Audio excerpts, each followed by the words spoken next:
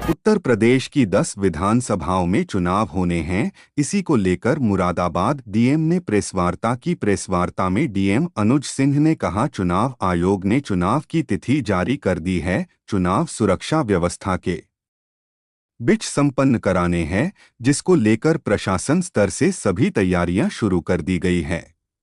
सिर्फ मात्र एक विधानसभा के अंतर्गत आता हो, लेकिन जो एमसीसी के जो प्रावधान हैं वो समस्त जनपद में लागू होंगे। जो नियम पूर्व चुनाव में जो रहते हैं एमसीसी से संबंधित, वो सभी पूरे मुरादाबाद मंडल में, पूरे मुरादाबाद जनपद के अंतर्गत लागू रहेंगे। जो मुख्य जो इसके तारीख है, अगर मैं उसके बारे में बताना चाहूँ तो निर्वाचन की जो अधिसूचना है वो 18/10 को लागू होगी, दिन शुक्रवार को।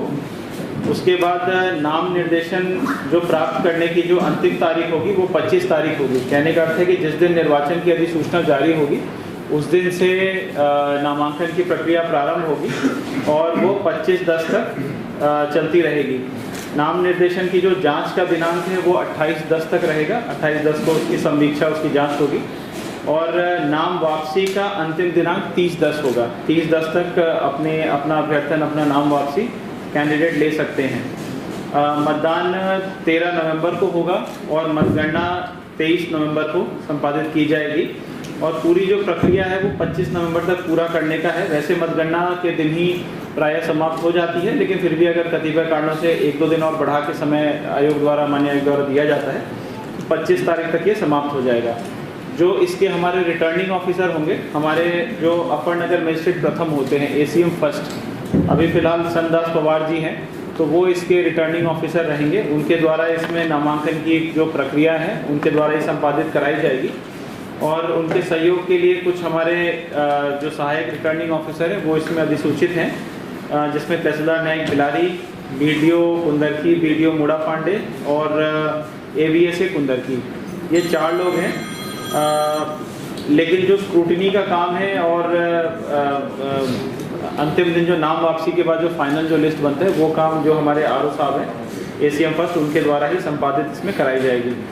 अगर मैं कुल वोटर्स के बारे में बताऊं तो 3,83,488 वोटर्स हैं कुंदरकी विधानसभा के अंतर्गत जो अपने मतदान का प्रयोग कर पाएंगे।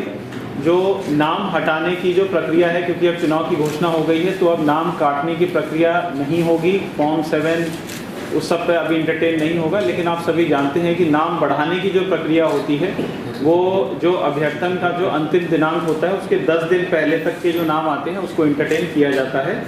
जैसे 30 तारीख तक का है तो 20 तारीख तक के जो भी फॉर्म्स भरे जाएंगे 19 या 20 तारीख तक के, उसको इसमें इंटरटेन किया जाएगा। लेकिन नाम काटने की प्रक्रिया पे अब विराम रहेगा, उसमें किसी प्रकार का अब संशोधन अब नहीं होगा।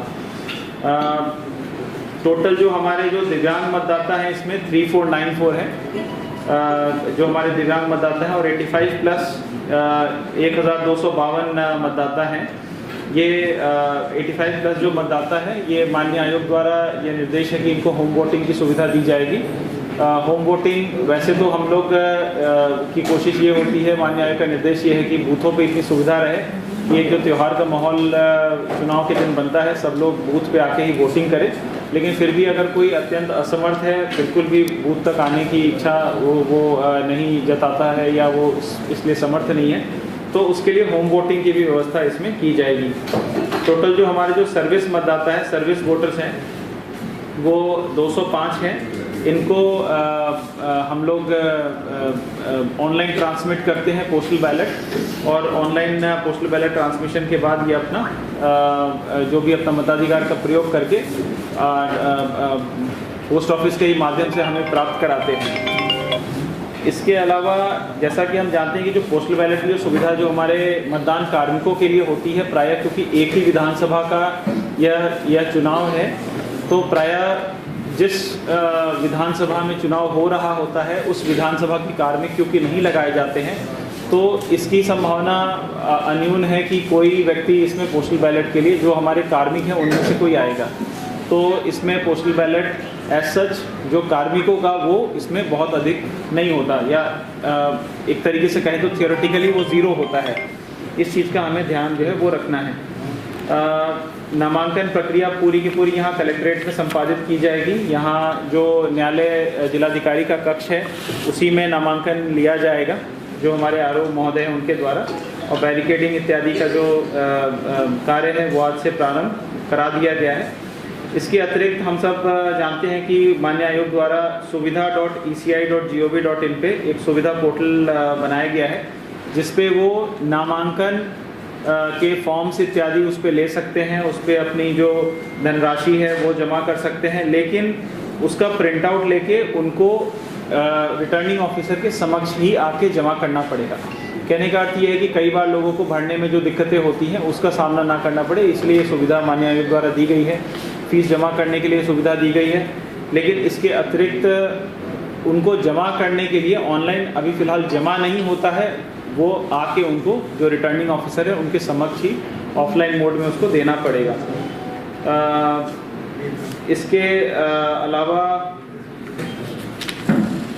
अलावा जो इसमें जो जमानत धनराशि की अगर मैं बात करूं तो इसमें क्योंकि एक सामान्य सीट है, तो सामान्य सीट के लिए विधानसभा में 10,000 रुपये की धनराशि जमानत की इसमें तय की गई है। और अगर कोई एससी या एसटी के कैंडिडेट के अभ्यर्थी होते हैं जो जनरल सीट से भरते हैं, तो उनसे जो 10,000 है उसका 50% 5,000 रुपये उन्हें जमा करना होगा। लेकिन साथ में अगर वो इस क्लेम को कर रहे हैं तो उनको साथ में इसको एक सर्टिफिकेट से उसको समर्थित करना पड़ेगा।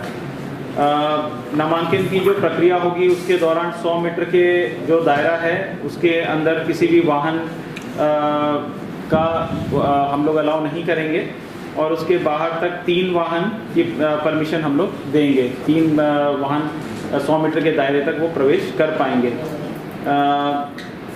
शेष जो नामांकन का जो समय रहेगा वो 11 बजे से लेकर 3 बजे तक रहेगा।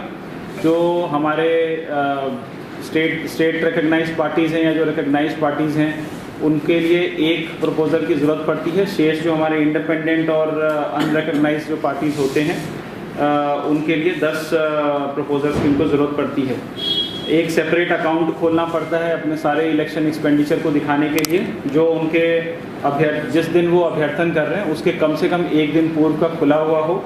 ये सारी जानकारी आप सभी को विदित होगा, अभी जस्ट ही चुनाव हुआ है इस कारण से।